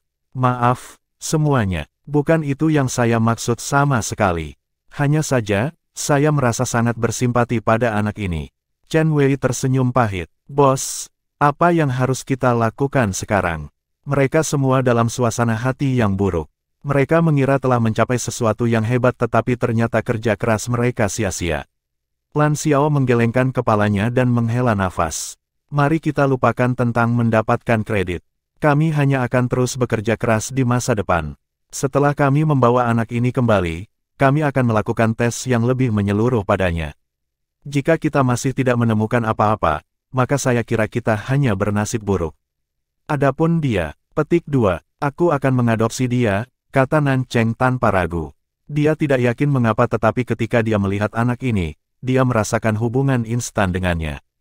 Dia tahu bahwa dia harus melindungi dan merawatnya apapun yang terjadi. Lan Xiao menertawakannya. "Kamu punya anak di luar nikah." Nancheng tersipu malu, tetapi pendiriannya tentang masalah itu tetap tidak berubah. Dia berkata dengan keras kepala, "Jadi apa? Karena dia tidak punya ibu, aku akan menjadi ibunya." Lan Xiao menatapnya dengan kasihan di matanya. "Sudah kubilang kamu konyol, kamu hanya tidak mau mengakuinya pada dirimu sendiri. Dan sudah kubilang kamu tidak boleh memanggilku konyol," kata Nancheng dengan tatapan tajam. Lan Xiao melangkah maju dan meletakkan tangan di bahunya, menariknya ke dalam pelukan. "Aku akan mengatakan bahwa sejak kita menemukan anak ini bersama, kita akan berbagi tanggung jawab untuk merawatnya. Ya, dia membutuhkan seorang ibu, tetapi dia juga membutuhkan seorang ayah. Kita bisa menikah dan kemudian mengumumkan bahwa kita punya anak. Memiliki anak sebelum menikah bukanlah hal yang aneh akhir-akhir ini. Ini seperti naik kereta sebelum mendapatkan tiket. Juga, saya percaya bahwa suatu hari nanti, pria kecil yang lahir dari telur ini akan menunjukkan kepada kita sisi istimewanya." Nancheng tertegun terdiam. Dia tahu dia seharusnya tergerak oleh kata-katanya, tetapi untuk beberapa alasan, setiap kali dia melihat pria itu, dia hanya ingin memukulnya. Hahaha. Orang-orang lain di ruangan itu tertawa terbahak-bahak. Lan Xiao selalu memiliki karisma tertentu yang bisa membuat orang-orang di sekitarnya mempercayainya. Lan Xiao berbalik dan berkata kepada timnya, "Jika suatu hari nanti, di masa depan, anak ini menunjukkan sifat khusus, saya akan membagikan hadiah dari penemuan ini kepada semua orang." Li Tingyin mengangkat bahu dan menjawab, "Satu hadiah yang lebih sedikit bukanlah masalah besar. Aku hanya berpikir karena kalian akan mengadopsinya, bukankah seharusnya dia punya nama?" Nama. Nancheng menjadi kosong, akhirnya menyadari bahwa dia sangat tidak siap untuk menjadi ibu seseorang. "Mengapa kita tidak memanggilnya Lan Cheng?" kata Lan Xiao. Nan Cheng tersentak kembali ketika dia mendengar sarannya. Dia menoleh padanya dengan cemberut dan berargumen, akulah yang memutuskan untuk mengadopsi dia terlebih dahulu, jadi mengapa kita tidak memanggilnya Nan Xiao, ya? Anak itu tidak harus mengikuti nama belakang ayahnya.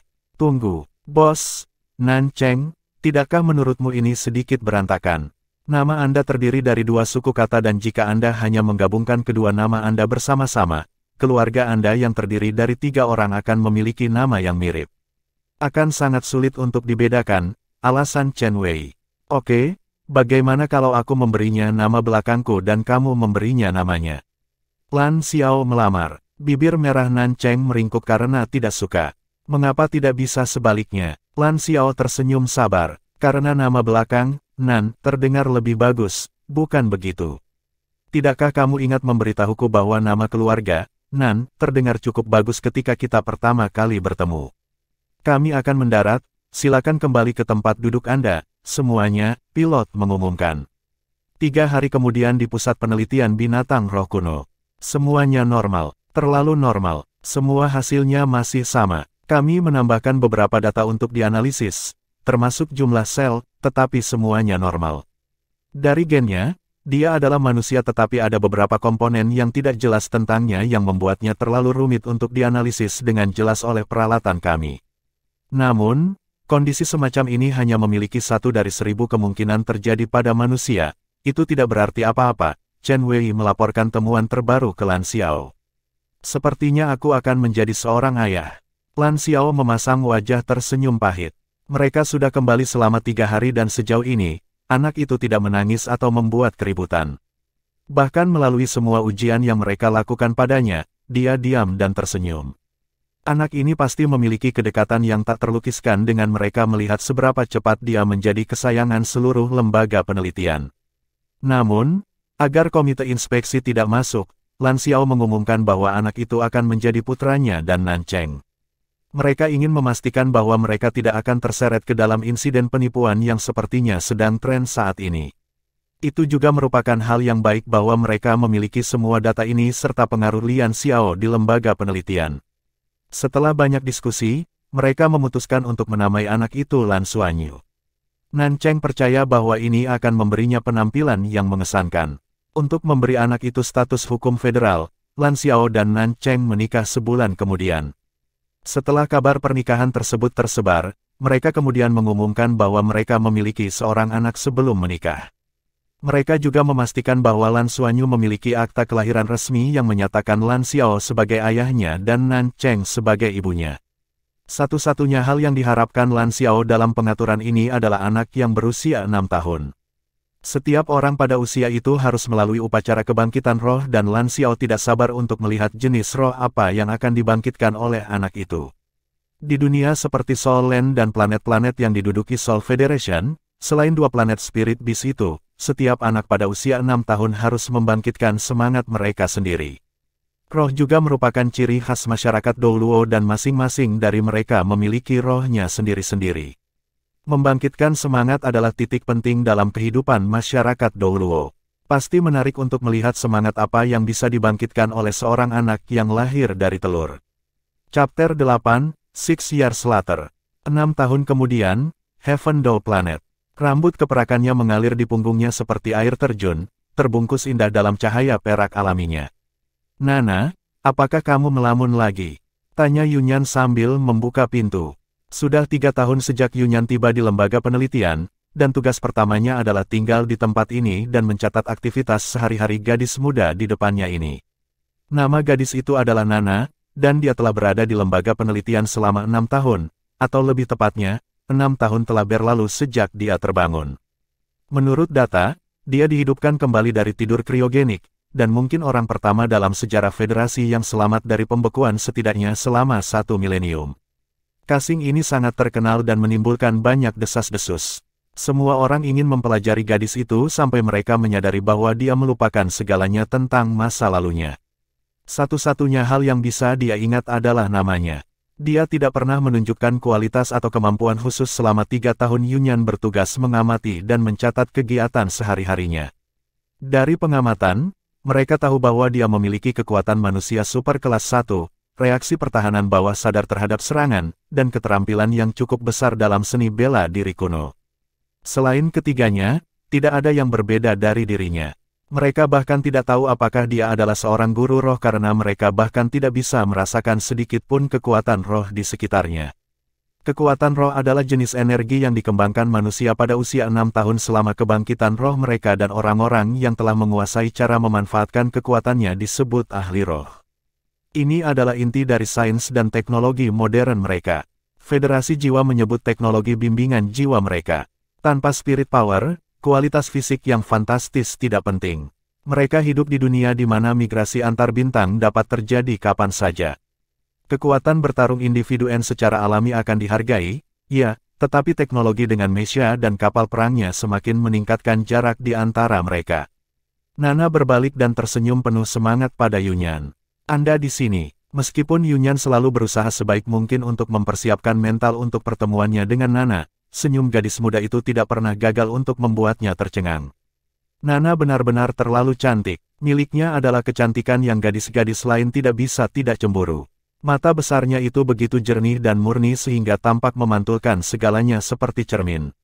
Dia bahkan belum menua sehari sejak dia dibangunkan. Jika ada, satu-satunya kesalahan yang harus diamati adalah kulitnya yang sangat keras. Mereka telah belajar bahwa tidak ada peralatan di masa sekarang yang dapat mengambil darahnya karena bahkan alat yang paling keras dan paling tajam yang mereka miliki tidak dapat menembus kulitnya. Ketidakmampuan mereka untuk menguji darahnya adalah alasan utama mengapa dia masih dianggap sebagai misteri di lembaga penelitian hingga saat ini. Ini hari besarmu hari ini, kata Yunyan sambil berjalan ke sisi Nana, bergerak untuk menarik rambut panjangnya yang keperakan ke atas untuk merasakan teksturnya yang halus. Dia menggelengkan kepalanya dan menertawakan kejenakaannya. Aku seharusnya tidak terlalu lama bergaul denganmu, gadis manis. Orientasi seksual saya berisiko setiap detik saat saya bersama Anda. Meski masih cukup naif, Nana tidak sebodoh saat pertama kali bangun. Selama 6 tahun terakhir, dia telah belajar banyak hal tentang zaman modern. Jika tidak disebutkan, tidak ada yang akan berpikir bahwa dia telah dibekukan secara kriogenik untuk waktu yang lama. Itu tidak mungkin. Aku tahu kalau aku suka laki-laki, bantah Nana sambil tertawa. Hari besar apa yang kamu bicarakan? Yunyan menjawab, kamu sudah membaca Undang-Undang Federal sebelumnya, kan? Nah, menurut Undang-Undang Federal, seseorang dengan identitas yang tidak diketahui, yang belum dianggap sebagai ancaman setelah 6 tahun pengamatan dan memiliki seseorang untuk menjaminnya, dapat diberikan status federal sementara dan menjalani siklus kedua, pengamatan yang berjalan selama 10 tahun. Jika semuanya tetap normal setelah 10 tahun, Anda akan diberikan status permanen. Jadi, mulai hari ini dan seterusnya, setelah Anda menyelesaikan prosedurnya, Anda secara resmi akan menjadi warga negara federal sementara. Warga federal sementara, iya. Nana bergema, tanpa emosi. Dia tidak yakin mengapa, tetapi untuk sepersekian detik, sepertinya ada bayangan ingatan yang mencoba menerobos. Tang Le, mengingat Anda telah melakukannya dengan baik selama 6 tahun terakhir, Le Qingling akan menjamin Anda sehingga Anda bisa mendapatkan kewarganegaraan sementara. Warga negara sementara berhak mendapatkan perlakuan yang hampir sama dengan warga negara federal kecuali melakukan perjalanan antar bintang dan membeli Spirit Souls kelas hitam ke atas. Anda juga harus ingat untuk mematuhi hukum secara ketat dalam 10 tahun ke depan jika Anda ingin diberikan kewarganegaraan resmi Anda. Bang! Stempel elektronik jatuh dari layar bimbingan roh dan sebuah kartu putih keperakan ditembakkan dan mendarat di tangan Tang Le. Rambut biru panjang Tang Le diikat menjadi kuncir kuda sederhana, tetapi meskipun demikian, memalingkan muka dari penampilannya yang gagah masih merupakan prestasi yang luar biasa. Anggota staf perempuan yang bertugas memproses kewarganegaraan sementara sudah menatap wajahnya sekitar 17 kali. Akhirnya, saya akhirnya bisa menggunakan Anda untuk keterampilan Anda. Kamu milikku mulai sekarang, Le Qingling berkata sambil tertawa saat dia menari dengan gembira di sekelilingnya. Dari saat dia membawa pulang orang ini 6 tahun yang lalu, dia tahu bahwa dia telah membawa kembali beberapa masalah. Pada saat itu, Tang Le tidak memiliki identitas dan tidak memiliki 1 inci pun jasa. Selain mengetahui bahwa nama keluarganya adalah Tang, dia tidak ingat hal lain, bahkan pengetahuan dasar dalam hidup atau akal sehat. Le Qingling curiga karena dia adalah orang pertama yang dia lihat, dia menganggapnya sebagai keluarganya jadi dia terus mengikutinya. Itu seperti bagaimana bayi hewan menempel pada hal pertama yang mereka lihat ketika mereka membuka mata. Dia beralasan bahwa itulah alasan dia membawanya pulang. Dia tidak akan pernah mengakui, bahkan pada dirinya sendiri, bahwa dia membawanya pulang hanya karena dia tampan. Dia memberinya nama, Tang Le, karena dia benar-benar tidak bisa memberikan apapun tentang aslinya. Dan tentu saja, membawanya pulang menimbulkan banyak tekanan dan kerepotan baginya. Dia mengalami kesulitan yang luar biasa untuk mencoba membuat orang tuanya memahami situasinya. Setelah penjelasan panjang lebar dan memohon, ibunya memutuskan untuk membiarkan Tang Le tinggal.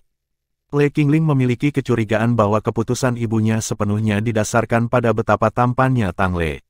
Ayahnya masih sangat kesal tentang hal itu sampai hari ini. Le Qingling menjelajahi web antar bintang untuk mencari laporan tentang Tang Le.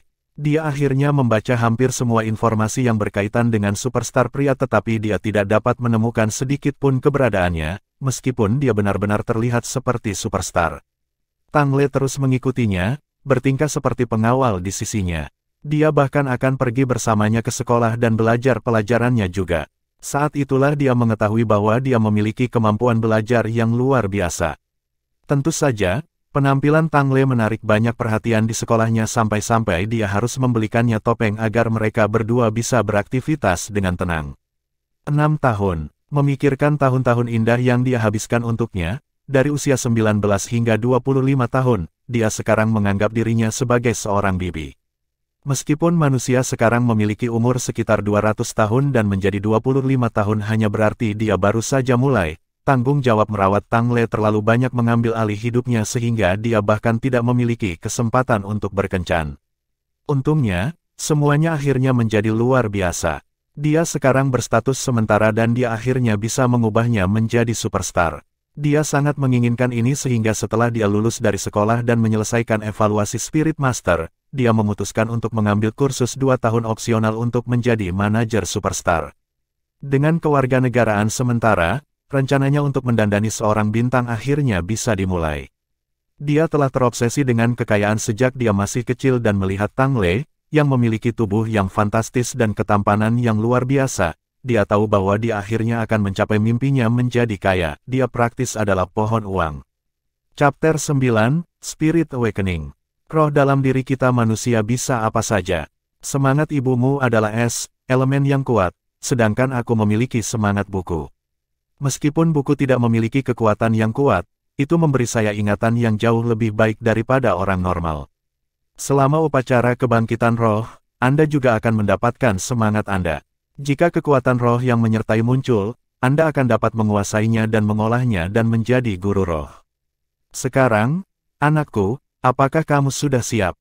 Lan Xiao tersenyum pada Lan Xuanyu sambil mengulurkan tangan kanannya padanya. Lan Xuanyu sekarang berusia 6 tahun dan dimanjakan oleh kedua orang tuanya. Mereka tidak bisa menahannya, putra mereka sangat patuh dan ramah sepanjang waktu. Selain amukan yang dia lontarkan di awal ketika dia menginginkan kulit telur, Lan Xuanyu tidak pernah menangis dan selalu gembira. Dia selalu berperilaku baik dan bahagia. Satu-satunya hal yang mereka khawatirkan adalah ketidakmampuannya untuk berbicara dengan jelas. Biasanya, kemampuan linguistik seorang anak berkembang pada usia 2 tahun, tetapi bahkan sekarang pada usia 6 tahun, Lan Xuanyu nyaris tidak melewati batas. Dia juga memiliki suara bayi yang unik yang tidak ingin dikoreksi oleh Lan Xiao dan Nan Cheng karena mereka menganggapnya manis. Masalah bicaranya juga sering diabaikan oleh orang lain karena Lan Xuanyu memiliki wajah yang terlihat seperti diukir dari batu giok. Dia memiliki kulit yang indah dan lesung pipit yang menggemaskan yang tidak bisa tidak dikagumi orang. Sejak seluruh lembaga penelitian binatang roh kuno pindah ke Surga Dou, sebuah planet yang didirikan oleh Federasi Jiwa, 3 tahun lalu, dia menghadiri taman kanak-kanak di dekat lembaga penelitian. Semua orang di sekolah itu mengaguminya, sampai ke siswa, guru, dan bahkan orang tua. Ayah, aku akan masuk, kata Lan Xuanyu sambil melambai dengan penuh semangat pada Lan Xiao. Xuanyu, Lan Xiao tiba-tiba memanggilnya. Lan Xuanyu berbalik untuk melihat ayahnya dan bertanya dengan suaranya yang menggemaskan, ada apa, ayah? Lan Xiao tiba-tiba merasa sangat gugup saat mengingat telur bermotif emas dan perak itu. Dia telah menantikan kebangkitan roh Lan Xuanyu selama bertahun-tahun, Tetapi sekarang dia ada di sini, dia hanya mengkhawatirkan putranya. Dia mungkin bukan darah dagingnya, tetapi anak itu telah memenangkan hatinya. Saat ini, Lan Xiao sangat berharap putranya tidak perlu menjadi subjek tes di labnya sendiri. Lan Xiao menyunggingkan senyum yang menyemangati di wajahnya, mengabaikan sengatan air mata yang mengancam akan menggenang di matanya. Lanjutkan, nak, ayah akan menunggumu di gerbang. Putranya membalas senyumnya, melambai lagi, dan berlari ke gerbang logam. Lan Xiao menekan perangkat komunikasi bimbingan jiwa di pergelangan tangannya dan saluran lainnya mulai berdering sebelum dijawab. Apakah ini sudah berakhir? Bagaimana itu? Apa semangatnya? Tanya Nancheng, kecemasannya jelas bahkan melalui alat komunikasi. Kami belum tahu. Suanyu baru saja masuk, Lan Xiao buru-buru menjawab. Nancheng mendengus tak percaya. Mereka mengapa kamu menelepon? Anda baru saja membuat saya panik tanpa alasan dan saya harus melakukannya lagi nanti. Bagus kalau kamu tidak datang, bahkan aku sangat gugup untuknya sekarang, kata Lan Xiao dengan tawa mencela diri sendiri. Dengar, Nancheng, aku hanya ingin memberitahumu bahwa apapun semangat anak kita, mari kita lupakan hadiahnya. Jika tim mengeluh, saya hanya akan membagi kredit dan prestasi apapun yang saya terima di masa depan dengan mereka. Aku bahkan tidak peduli tentang dipromosikan lagi. Mari kita semua lupakan tentang telur itu. Nancheng terdiam di ujung sana. Lan Xiao telah menjadi kepala Institut Penelitian Binatang Roh Kuno selama bertahun-tahun sekarang. Meskipun setelah mereka pindah, institut tersebut berkembang dan Lan Xiao sekarang hanyalah seorang letnan kolonel. Dia sekarang terjebak di ring keempat dan satu-satunya cara untuk maju adalah dengan pencapaian penelitian yang luar biasa. Dia bisa melakukan itu dengan melanjutkan penelitian yang telah mereka lakukan tentang Lan Suanyu. Dia juga tahu bahwa dia sedikit terganggu karena mereka berdua sekarang adalah letnan kolonel. Perbedaannya adalah Nancheng memiliki lebih banyak keuntungan daripada dia karena jiwanya kuat dan dia sudah berada di ring ke-6, Spirit Emperor. Jika bukan karena keinginannya untuk membesarkan Lan Suanyu bersama dengan Lan Xiao, dia pasti sudah dipindahkan ke institut yang lebih baik dengan posisi yang lebih baik. Apa kau yakin tentang ini? Nancheng bertanya. Jika Lan Suanyu berbeda dari yang lain, terutama energi spirit beast 100.000 tahun yang muncul sebelumnya, itu akan menjadi peluang besar bagi Lan Xiao. Saya yakin, saya telah mengambil keputusan pada hari kami pindah ke sini, 3 tahun lalu ketika kami berdua memutuskan untuk tidak memiliki anak lagi. Saya mencintai Lan Suanyu dengan sepenuh hati, saya tidak bisa membiarkan dia menjadi percobaan. Nancheng menertawakan kata-katanya, lihat siapa yang konyol sekarang. Namun, jangan khawatir, seperti yang Anda katakan kepada saya bertahun-tahun yang lalu, saya suka Anda konyol. Dan saya setuju dengan Anda. Hidup kami saat ini baik-baik saja. Putra kami luar biasa dan institutnya juga baik-baik saja. Saya tidak butuh kredit. Saya dengan senang hati akan membagi hadiah dan pencapaian saya dengan tim juga. Kami hanya akan tinggal di sini dan melakukan yang terbaik untuk membesarkan anak kami dengan cara terbaik. Lan Xiao menghela nafas, senyum lembut menghiasi bibirnya. Saat ini, yang bisa mereka pikirkan hanyalah rumah. Tiba-tiba, alarm berbunyi di ruang kebangkitan. Senyum Lan Xiao jatuh dan dia segera menyerbu ke arah ruang kebangkitan, berharap putranya baik-baik saja. Di ruang kebangkitan, Lan Suanyu kecil berdiri di tengah ruangan berbentuk segi 6, matanya yang besar dipenuhi dengan keheranan. Pada saat berikutnya, sekelilingnya mulai menyala dan sinar cahaya aneh mengelilinginya, membuatnya merasa sedikit hangat. Yang lebih aneh lagi adalah dia merasa tubuhnya juga sedikit gatal. Detik demi detik berlalu, rasa gatal mulai mengintensifkan. Lan Suanyu tidak tahu apakah ini normal, tapi dia mulai ketakutan. Rasa gatal tidak kunjung reda dan wajahnya pun sudah mulai pucat. Akhirnya, dia tidak tahan lagi dan dia berteriak, menggaruk tubuhnya dengan marah dengan kedua tangannya. Ruang kebangkitan telah ada sejak lama dan telah dipastikan aman untuk digunakan anak-anak. Anggota staf yang bertanggung jawab atas ruang kebangkitan tempat Lan Suanyu berada bingung dengan reaksi anak itu karena itu belum pernah terjadi sebelumnya. Biasanya, roh manapun yang terbangun akan muncul begitu saja dan itulah akhirnya. Saat Lan Suanyu berteriak, dia mengira roh anak itu telah terbangun. Dia terkejut melihat dia jatuh ke tanah kesakitan. Anggota staf dengan cepat mengaktifkan sistem alarm dan berlari ke Lan Suanyu. Saat itulah dia merasakan ketakutan yang aneh. Meskipun itu hanya sepersekian detik, itu tidak salah lagi. Itu adalah jenis ketakutan yang datang dari lubuk jiwa seseorang. Itu sangat kuat sehingga menghentikan jejaknya. Pola mulai muncul di kulit Lan Xuanyu, menjalin emas dan perak, dan warna-warni yang samar-samar terlihat. Pintu tiba-tiba terbuka dengan suara keras dan Lian Xiao berlari masuk. "Ah!" teriak Lan Xuanyu saat tubuh kecilnya terangkat dari tanah. Dalam sekejap mata, pola di tubuhnya menghilang dan sekelompok sinar biru bersinar dari telapak tangannya. Itu melonjak hingga setinggi 1 meter dan bergoyang di udara. Chapter 10, Only Wanted Asan. Lan Xiao tercengang seperti anggota staf lainnya. Lan Xuanyu juga berhenti bergerak dan rasa gatal di tubuhnya menghilang seperti dilepaskan melalui sinar biru yang dipancarkan dari telapak tangannya. Anggota staf menoleh dan menatap Lan Xiao. "Kepala, ini, rumput biru perak." Ada nada bingung dalam suaranya. Semua orang tahu apa roh Lan Xiao dan Nan Cheng, tetapi roh yang telah dibangkitkan oleh anak ini bukanlah roh yang dimiliki oleh salah satu dari mereka. Sepertinya mereka sama sekali tidak berhubungan. Rumput perak biru adalah roh paling biasa yang bisa dimiliki seseorang. Ketika Federasi Jiwa hanya memiliki planet Douluo, itu muncul cukup sering sampai direpresentasikan sebagai roh sampah. Apa yang dimaksud dengan roh sampah? Artinya tidak bisa diolah dan sama sekali tidak berguna. Bahkan, spirit sumpit akan meningkatkan efisiensi makan seseorang. Bahkan, roh sekop tanpa kekuatan rohnya juga akan membuat seseorang menjadi lebih baik dalam membajak tanah. Roh rumput perak biru, apa yang bisa dilakukannya? Manusia bukan ternak, mereka tidak makan rumput. Namun, ada juga legenda tentang rumput perak biru, dan legenda terbesarnya telah ada selama lebih dari 100 atau bahkan ribuan tahun di Soul Federation. Namun, 10.000 tahun telah berlalu dan hanya 2 yang tersisa. Lan Xiao jauh lebih tercengang daripada anggota staf itu. Kemungkinan yang tak terhitung jumlahnya telah melewati pikirannya. Dia menganggap masa lalu sebagai alasan untuk memikirkan konsekuensi masa depannya sebelum dia memutuskan untuk membiarkan Lan Xuanyu menjalani prosedur kebangkitan rohnya di institut. Dengan cara ini, dia akan bisa mendapatkan kendali apapun yang terjadi. Dia telah memikirkan seperti apa roh Lan Xuanyu dan seberapa kuatnya, dia bahkan mempertimbangkan untuk memikirkan tingkat dewa rohnya tetapi dia tidak pernah menyangka bahwa putranya, yang lahir dari telur akan memiliki roh, rumput perak biru, yang tidak ada artinya, hubungannya dengan spirit beast. Tunggu sebentar, ada yang tidak beres. Mata Lan Xiao mengerut. Jika berada di ruang kebangkitan roh di tempat lain, anggota staf akan memastikan bahwa roh Lan Xuanyu adalah rumput perak biru, jenis sampah biasa. Namun, ini adalah Institut Penelitian Binatang Roh Kuno dan Lan Xiao adalah kepalanya. Roh sampah tidak layak untuk diteliti sama sekali tetapi juga pernah memiliki legenda terbesar di Soul Land.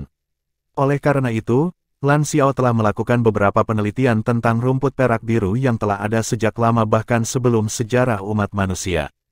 Roh rumput perak biru sangat umum di Federasi Jiwa di masa lalu, itu secara resmi adalah roh sampah. Namun, sepertinya roh sampah seperti ini tidak akan terbangun dengan cara ini.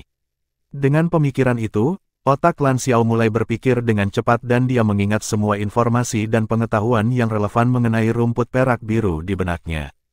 Hal pertama yang dia ingat adalah kebangkitan roh rumput perak biru hanya bisa dilakukan dengan satu tangan. Dia yakin pada titik ini, tidak buruk memiliki rumput perak biru yang ditembakkan dari telapak tangan seseorang beberapa sentimeter tepat setelah dia terbangun, tetapi bagaimana rumput putranya bisa mencapai ketinggian lebih dari 2 meter. Selain itu, sinar cahaya biru yang dia pancarkan sepertinya tidak biasa. Kepala, apakah kita masih harus melakukan tes kekuatan roh? Anggota staf menyelidiki. Dia memiliki ekspresi simpati di wajahnya, ayah manapun akan marah ketika mereka melihat putra mereka memiliki roh sampah. Tentu saja, Lan Xiao ingin mengatakan lebih banyak tetapi dia ragu-ragu. Dia hanya menggelengkan kepalanya dan berkata, lupakan saja, kita memiliki alat pengujian kekuatan roh, aku akan memberinya tes saat kita di rumah. Anggota staf mengangguk dengan tatapan penuh pengertian, baiklah, kalau begitu, aku akan memastikan bahwa roh Lan Xuanyu adalah rumput perak biru. Lan Xiao setuju, dia berjalan ke putranya dan meletakkan lengannya di bahunya. Ayah, apakah ini rohku? Lan Xuanyu bertanya dengan rasa ingin tahu. Lan Xiao menyeka keringat di kepalanya dan mengangguk, benar. Ini semangatmu. Mari kita panggil sekarang, oke. Anda hanya perlu berpikir untuk menyimpannya dan itu akan kembali. Oh, biarkan aku mencoba. Lan Xuanyu melakukan apa yang diperintahkan dan memang, seikat rumput perak biru itu secara bertahap menyusut sebelum akhirnya menghilang dari telapak tangannya. Namun, Lan Xuanyu tidak menyadari bahwa ketika itu menghilang, kilatan cahaya emas dan perak berkedip di masing-masing telapak tangannya. Cahaya keemasan bersinar di kanannya dan perak di kirinya. Setelah meninggalkan ruang kebangkitan roh, tidak ada dunia yang keluar dari mulut Lan Xiao saat dia membawa putranya keluar dari institut untuk mengantarnya pulang dengan mobil bimbingan jiwa. Keluarga mereka tinggal di apartemen keluarga dekat lembaga penelitian dan perawatan Letnan Kolonel cukup baik. Rumah seluas 200 meter persegi itu sangat luas untuk keluarga beranggotakan 3 orang dan mereka bahkan memiliki ruangan yang dibuat khusus untuk bercocok tanam. Setelah menutup pintu, Lan Xiao menarik putranya untuk duduk di sofa. Dia menatap Lan Xuanyu dengan serius dan bertanya, "Xuanyu, apa yang terjadi selama kebangkitan rohmu hari ini? Katakan pada ayah apa yang kamu rasakan." Lan Xuanyu berkedip, dia ketakutan. "Ayah, rasanya sangat gatal, seluruh tubuh saya gatal. Itu menyakitkan jadi saya mulai menggaruk. Itu sangat gatal seperti ada sesuatu di tubuh saya yang gatal dan menggaruk tidak berhasil sama sekali.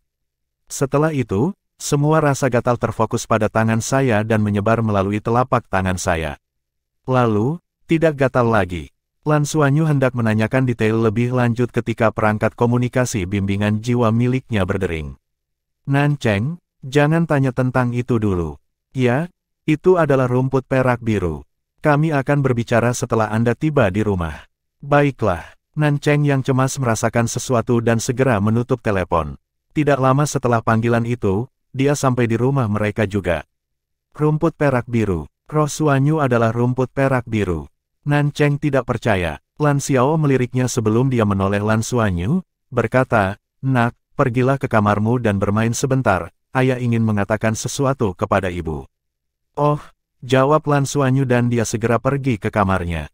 Apa yang sebenarnya terjadi? Nan Cheng menarik lengan Lan Xiao dengan cemas. Lan Xiao menyipitkan matanya, "Ini jelas bukan rumput perak biru biasa, ini sama sekali tidak biasa, aku sangat yakin. Rumput perak biru biasa tidak akan tumbuh dari 2 tangan dan tidak akan tumbuh begitu lama setelah dibangunkan. Juga, rumput perak biru Xuanyu sangat indah." Nan Cheng juga meneliti tentang binatang roh kuno dan segera memikirkan kemungkinan, mungkinkah kaisar perak biru yang legendaris? Jika ya, maka semuanya masuk akal. Tidak, Lan Xiao menjawab tanpa sedikit pun keraguan, "Kami tidak akan memiliki masalah dengan level kaisar perak biru, itu mungkin dikultivasi ulang dari spirit beast berusia 100.000 tahun. Tapi yang tidak masuk akal adalah itu berasal dari telur. Kaisar perak biru adalah tanaman jadi bagaimana bisa tumbuh dari telur?" Nan Cheng mengernyitkan alisnya, "Mungkin itu tersegel sendiri. Disegel menjadi telur, saya sangat meragukannya." Lan Xiao menggelengkan kepalanya. Nan Cheng tidak memaksakan idenya, karena dia mempercayai pengetahuan suaminya sejalan dengan pekerjaannya. Meskipun Lan Xiao masih muda, dia dianggap ahli dalam hal ini. "Lalu apa yang harus kita lakukan? Anak ini?" Nan Cheng mengerutkan alisnya. Lan Xiao meluangkan waktu untuk memikirkannya. Kekhawatiran terbesar mereka adalah kemungkinan semangat Lan Xuanyu menjadi terlalu dikuasai sehingga bisa menarik perhatian para petinggi. Jika itu terjadi, satu-satunya hal yang bisa mereka katakan adalah kebenaran. Tapi saat ini, semua orang hanya akan menganggapnya sebagai rumput perak biru, rumput perak biru. Lan Xiao mengangkat kepalanya dan menunjukkan senyuman. Pada saat ini, dia tampaknya telah memulihkan ketenangannya yang biasa. Rumput perak biru sama sekali tidak buruk. Setidaknya, itu adalah roh sampah dalam catatan dan saya tidak membiarkan dia menjalani tes kekuatan roh. Kami akan mengetahui seberapa kuatnya nanti saat kami melakukan penilaian dan saya sangat yakin bahwa kekuatan roh yang menyertai akan muncul. Mengenai tingkat kekuatan rohnya, kami yang melaporkannya sendiri sehingga kami memiliki keputusan akhir, bukan? Ini berarti, Nan Cheng juga memahaminya, itu berarti dia tidak akan diambil dari kita dan dia akan selalu menjadi putra kita. Lan Xiao tertawa, "Benar. Kami telah mengatasi bagian yang paling menantang. Selanjutnya, kita harus mencari tahu persis apa semangatnya sebelum kita memikirkan tindakan balasan." Bahkan jika dia ditemukan berbeda ketika dia tumbuh dewasa, kita dapat mengatakan bahwa semangatnya telah berubah. Dengan kemajuan pesat teknologi bimbingan jiwa, Spirit Masters tidak lagi dihargai. Selama kita berhati-hati, dia akan selalu menjadi putra kita. Mengenai bagaimana dia akan hidup atau bagaimana dia ingin hidup di masa depan, kita hanya perlu memastikan bahwa hatinya tetap murni. Jika dia kuat, kami senang, dan jika dia lemah, kami tidak akan kecewa. Benar, Nancheng akhirnya tersenyum. Benar. Saya hanya ingin seorang putra dan yang lainnya adalah nomor 2.